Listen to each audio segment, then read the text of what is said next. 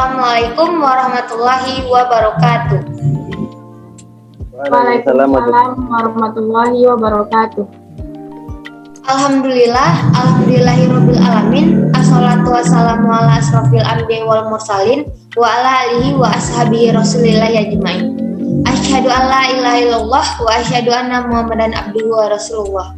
Allahumma sholli ala Muhammad wa ala ali Muhammad.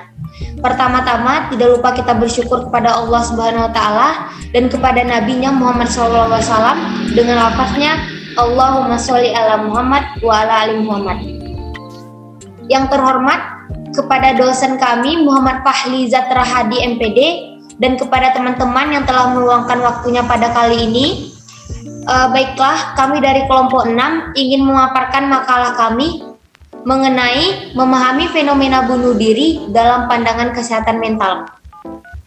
Tidak memperpanjang mukadimah, langsung saja kepada pemateri pertama yang dibacakan oleh Geni Aniza Fadilah. Kepada Geni Aniza Fadilah kami persilakan. Baiklah, saya Geni Aniza Fadilah. Saya akan membahas tentang pengertian bunuh diri.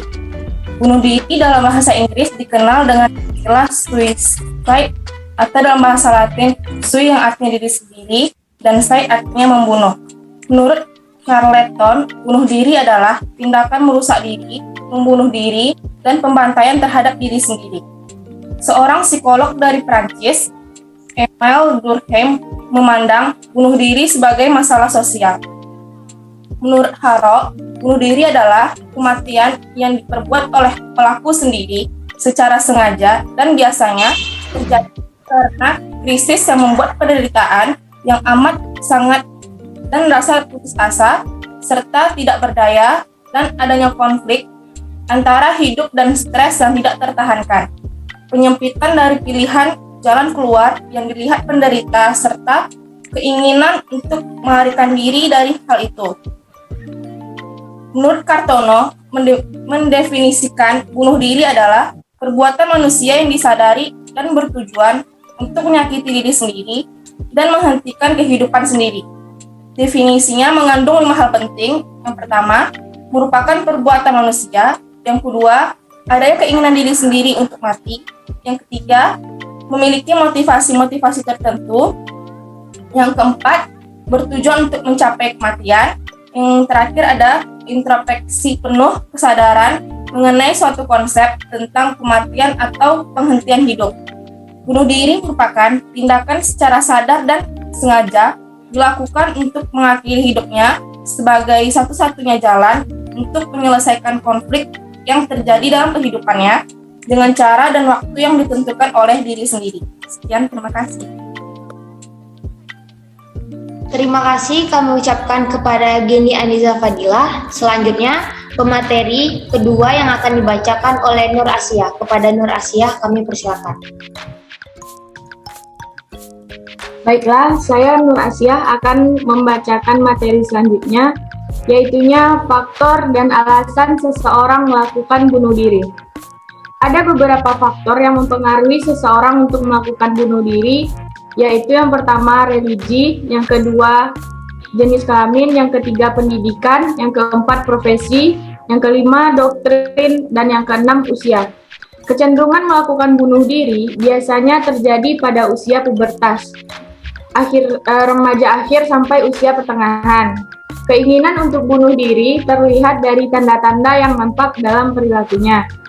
Kartono menjelaskan seseorang yang memiliki kecenderungan bunuh diri mengklasifikasikan bunuh diri sebagai yang pertama bentuk komunikasi, yang kedua aksi untuk melakukan balas dendam, yang ketiga sebuah kejahatan fantasi, yang keempat sebuah pelarian yang tidak disadari, yang kelima sebuah selaku kebangkitan kembali atau reuni magis, yang keenam bentuk kelahiran kembali dan pemulihan atau ganti rugi. Kartono mengidentifikasikan karakteristik seseorang yang memiliki alasan untuk melakukan bunuh diri, yaitunya yang pertama ada ambivalensi yang sadar atau tidak sadar antara keinginan untuk mati dan untuk hidup. Yang kedua, ada perasaan tanpa harapan, tidak berdaya, sia-sia sampai pada jalan buntu. Merasa tidak mampu mengatasi segala kesulitan dalam hidupnya. Yang ketiga, merasa pada batas ujung kekuatan, merasa sudah mencapai total secara fisik dan secara mental. Yang keempat, selalu dihantui atau dikejar-kejar oleh rasa cemas, takut, depresi, marah, dendam, dan dosa atau perasaan bersalah. Yang kelima, mengalami kekacauan atau chaos dalam kepribadian, mengalami disorganisasi dan disintegrasi personal, tanpa mampu keluar dari jalan buntu dan tanpa kemampuan memperbaikinya. Yang keenam, terayun-rayun dalam macam-macam suasana hati yang kontroversi, agitasi lawan apati, ingin lari lawan dari berdiam diri, memiliki kemampuan kontra dengan kelemahan dan ketidakberanian.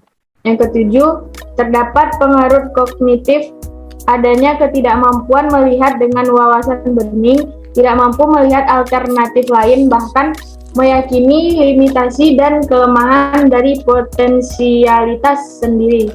Yang kedelapan, hilangnya kegairahan hidup, hilang minat pada aktivitas sehari-hari, pupus bergairah tanpa minat terhadap masyarakat sekitar. Yang kesembilan, banyak penderita jasmania mengalami insomnia atau tidak bisa tidur, mengalami anoreksia atau tidak suka makan dan menderita psikastenia dan simptom-simptom psikosomatis lainnya. Yang ke-10, penderita pernah sekali atau beberapa kali mencoba melakukan upaya tindakan bunuh diri.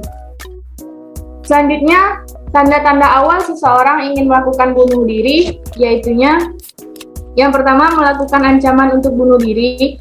Yang kedua, sudah pernah mencoba bunuh diri sebelumnya. Yang ketiga, mengalami depresi seperti perasaan putus asa, harga diri rendah, dan cenderung menyalahkan dirinya sendiri.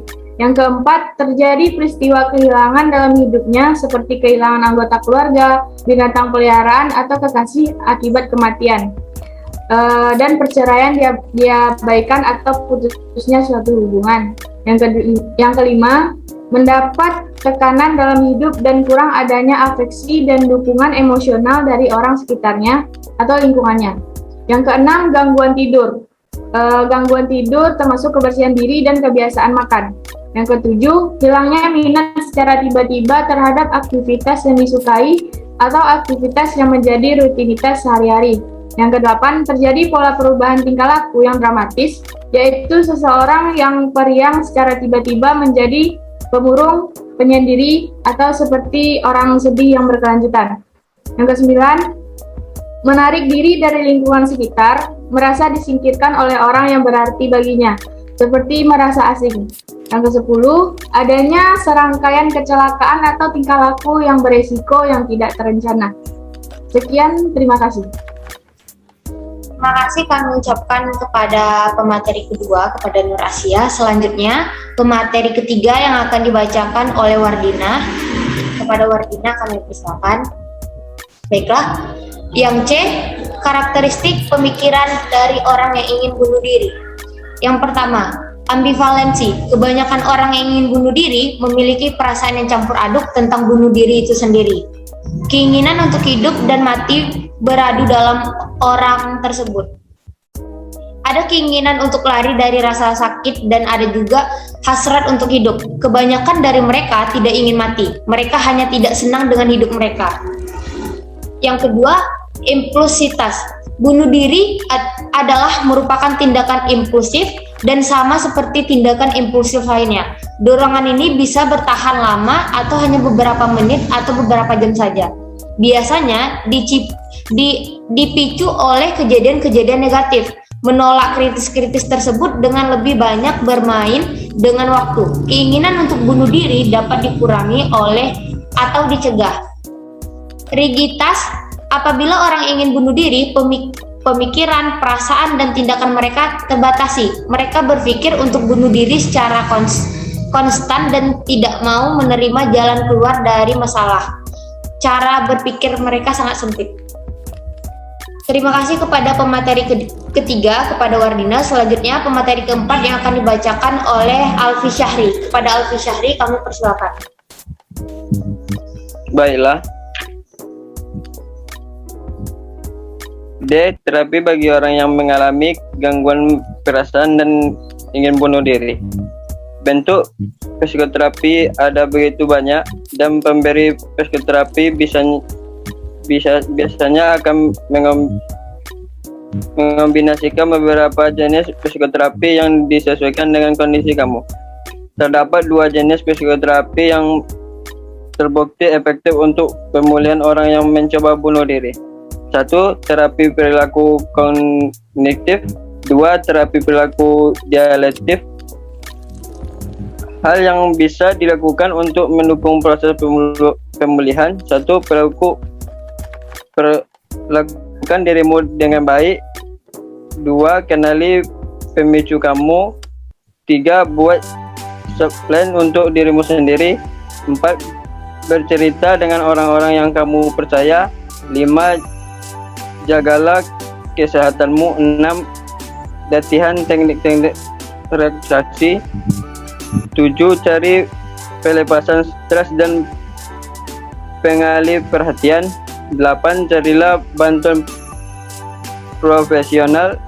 9. Carilah support group. Sekian, terima kasih. Terima kasih kami ucapkan kepada pemateri keempat, yaitu Alfi Syahri. Baiklah, sekian presentasi dari kelompok 6. Bila ada kesalahan kami mohon maaf. Semoga ilmu yang kami sampaikan bermanfaat dan teman-teman bisa memanfaatkannya. Sekian, assalamualaikum warahmatullahi wabarakatuh. Waalaikumsalam warahmatullahi wabarakatuh. Waalaikumsalam warahmatullahi wabarakatuh.